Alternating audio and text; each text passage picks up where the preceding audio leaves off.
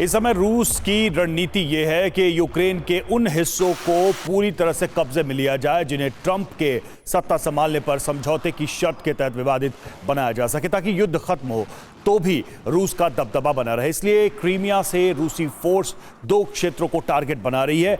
इनमें पहला है ओडेसा। इस पोर्ट एरिया पर फ्यूचर यूक्रेनी प्रशासन की एंट्री पर रोक लगाने के लिए रूस मिसाइल्स दाग रहा है। इसके अलावा यूक्रेन के पावर हब यानी ज़ैपोरिज़िया में रूसी फोर्स यूक्रेनी प्रभुत्व खत्म करने के लिए क्रीमिया से मिसाइल अटैक कर रही है, ताकि भविष्य का न्यूक्लियर खतरा हमेशा के लिए टल जाए।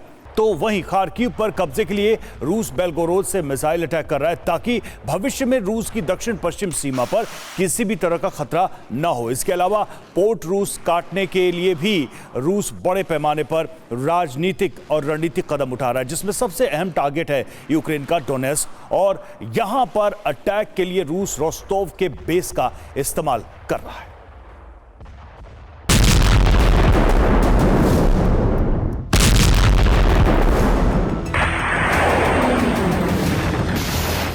इसी बारूदी लॉन्ग रेंज खतरे ने इस समय मारियंस्की पैलेस के अंदर दहशत का माहौल बना दिया है।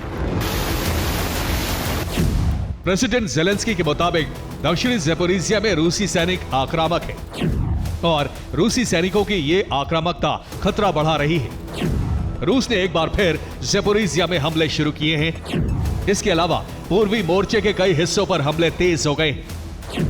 प्रेसिडेंट जेलेंस्की के इस बयान से बहुत कुछ साफ हो गया है और इसकी तस्दीक करती है वो तस्वीरें जो रूसी आक्रामकता दिखा रही है। ये वीडियो ओडेसा का है, जहां रूस लगातार इस्कंदर मिसाइल से अटैक कर रहा है और यूक्रेनी फोर्स को पीछे ढकेलता जा रहा है।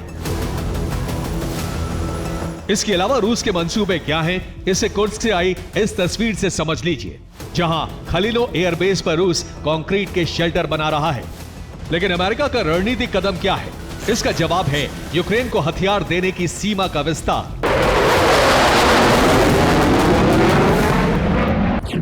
खबर है कि पेंटागन ने यूक्रेन की मदद के लिए हथियारों की सीमा बढ़ा दी है और इस फैसले के तहत यूक्रेन को जैसम मिसाइल देने का फैसला हो चुका है। अब जैसम मिसाइल देने का फैसला कितना सही या घातक साबित होगा, ये आने वाले दिनों में पता चलेगा। लेकिन यूक्रेन को एयर टू सरफेस मिसाइल मिलना तय हो गया है। वहीं यूक्रेन ने भी अपनी क्षमता बढ़ानी शुरू कर दी है। खबर है कि यूक्रेन में बने ल्यूटी ड्रोन्स की क्षमता बढ़ा दी गई है। अब ये ड्रोन 50 की जगह 75 किलोग्राम का वॉरहेड ले जाने में सक्षम है। और खास बात यह है कि यूक्रेनी अटैकिंग ड्रोन्स 600 किलोमीटर से ज्यादा उड़ान भर सकते हैं, जिसके निर्माण की संख्या भी अब 30,000 तय कर दी गई है। और इस दावे की पुष्टि के लिए यूक्रेन ने बाकायदा कुछ वीडियो भी जारी किए हैं, जिसमें दावा किया गया है कि ल्यूटी ड्रोन के अपग्रेडेड वर्जन का टेस्ट भी सफल हो चुका है। वहीं दूसरी तरफ रूस के खिलाफ ऑपरेशन भी तेज किए गए हैं। दावा है कि मॉस्को तक यूक्रेन की पैठ हो चुकी है और वहां सबोटाज ऑपरेशन लॉन्च कर दिया गया है। ठीक ऐसे ही कलुगा में भी तेल रिफाइनरी पर यूक्रेन के अटैक दर्ज किए गए हैं। वहीं रोस्टोव से दागी जा रही मिसाइल के जवाब में यूक्रेन ने भी कार्रवाई की है, जिसमें रूस को भारी नुकसान का दावा है।